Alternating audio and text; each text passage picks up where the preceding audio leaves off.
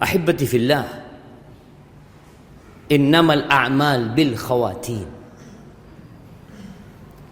Amalan itu tergantung penutupnya.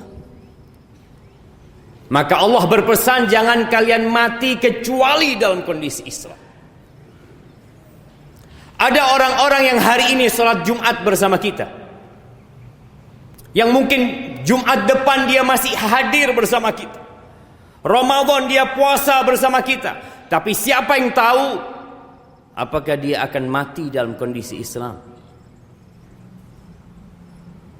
Nggak ada yang tahu. Di dalam sebuah peperangan di masa Nabi alaihi salatu wassalam, ketika dua pasukan sudah mulai beristirahat, ada seorang laki-laki dari kalangan kaum muslimin yang berperang dengan bersungguh-sungguh. Bahkan dia tidak melewatkan satu musuh pun kecuali dia hadapi.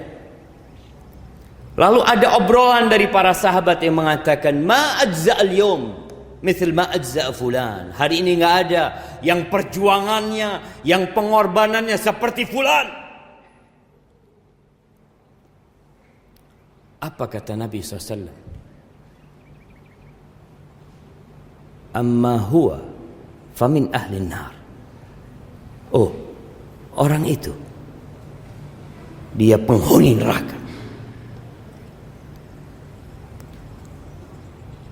Para sahabat tatkala mendengar ucapan Nabi SAW ini, mereka heran.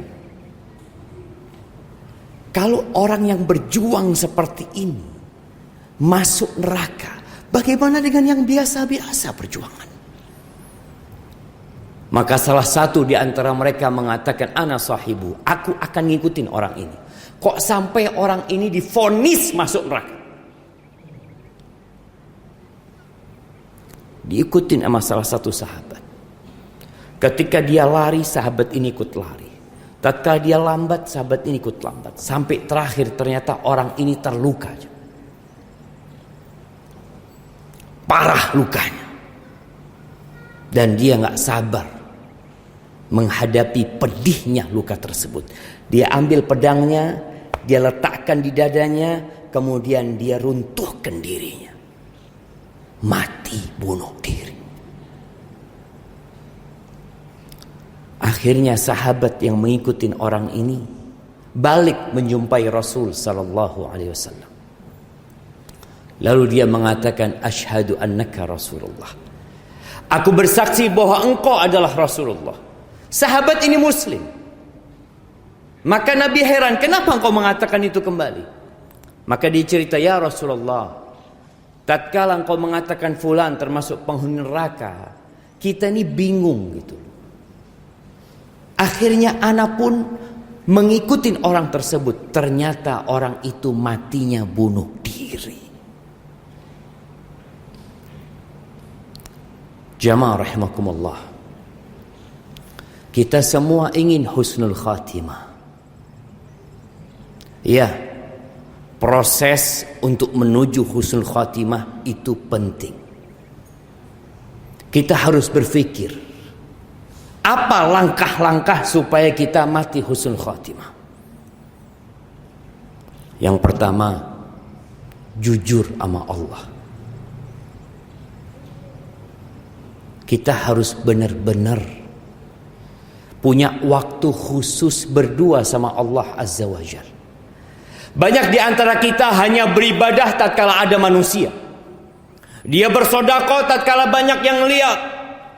Dia berangkat ke masjid, sholat di masjid tatkala banyak manusia yang memandangnya. Tapi bagaimana kondisi kita tatkala kita sendirian, dikala tidak ada manusia yang melihat kita? Apakah kita benar-benar beribadah kepada Allah Azza wa Jalla?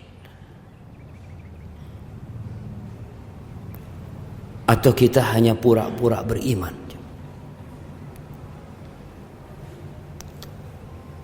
Punyakah kita waktu di sepertiga malam akhir, tatkala manusia tidur terlelap dalam mimpinya, kita bangun menghadap Allah Azza wa Jalla. Lalu kita menghamparkan sejadah kita, istri kita nggak melihat, anak-anak kita nggak tahu. Punyakah kita waktu itu?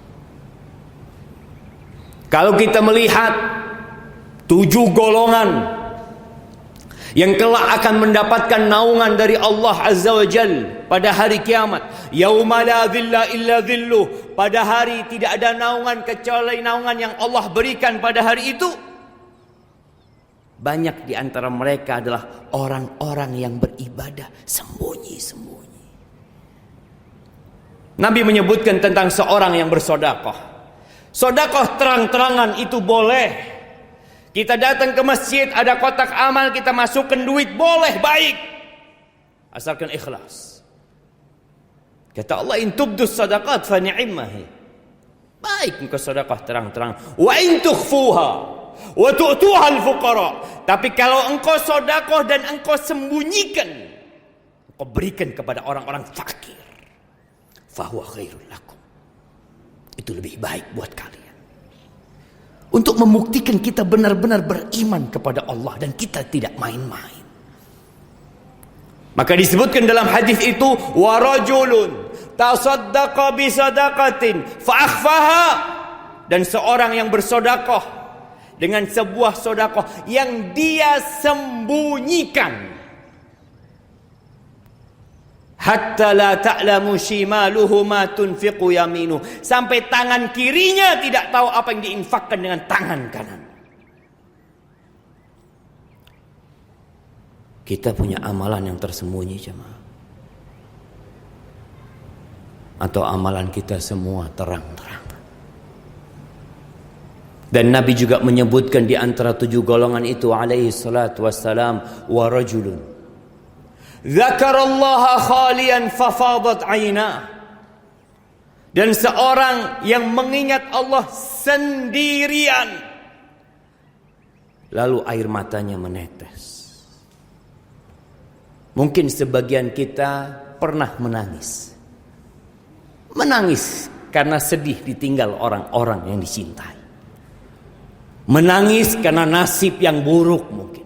Tapi pernahkah kita punya air mata yang kita teteskan karena takut sama Allah Azza wa Jal? Atau semua tangisan kita adalah karena urusan dunia? Maka kalau ingin husnul khatimah, hendaklah kita memiliki amalan yang tersembunyi. Ada seorang salafus saleh yang berpesan, liyakun li ahadikum khib'un min amalin saleh. Hendaklah kalian atau setiap kalian memiliki amal soleh yang rahasia, yang sampai mati nggak ada yang tahu. Bagaimana cerita Ali ibn Husain ibn Ali Zainal Abidin yang dikenal dengan As-Sajjad, yang ahli ibadah di kota Madinah. Ketika Ali meninggal dunia, kota Madinah itu kehilangan sedekah sembunyi-sembunyi. Mereka baru tahu kalau ternyata yang biasa sedekah itu fulan. Kapan taunya? Ketika orang itu mati. Yang kedua, ahibati fillah, kalau kita ingin husnul khatimah, kita perlu menjaga kewajiban-kewajiban kita. Jangan sampai bolong-bolong sholatnya. Ya, kadangkala sebagian mengatakan, anak kadangkala beribadah, kadangkala berbuat dosa. Gimana kalau engkau mati tatkala engkau berbuat dosa? Maka tatkala berbuat dosa, segeralah bertobat kepada Allah Azza wa Jalla. Karena kita nggak tahu kapan ajal itu menyebut kita.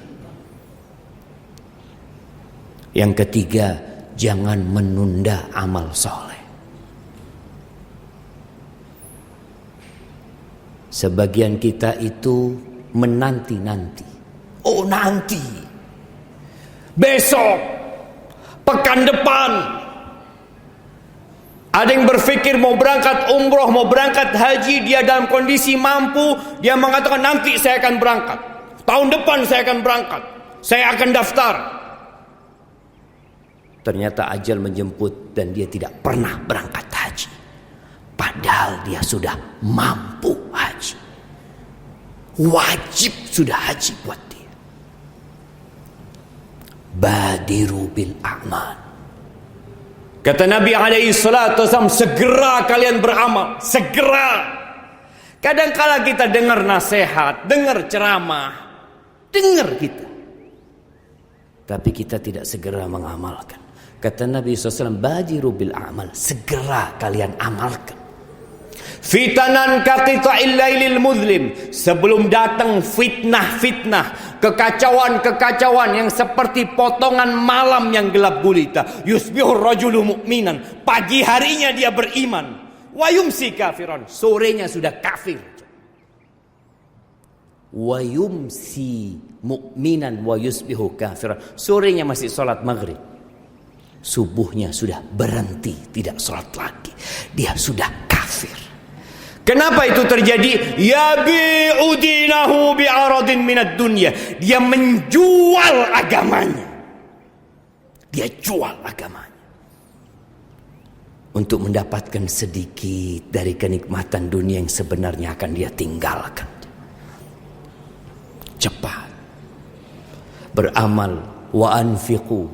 Kata Allah, wa anfiqu mimma razaqnakum min qabli an ya'tiya ahadakumul maut fayaqula rabbi laula akhartani ila ajalin qarib fa asaddaq wa akum minas salihin.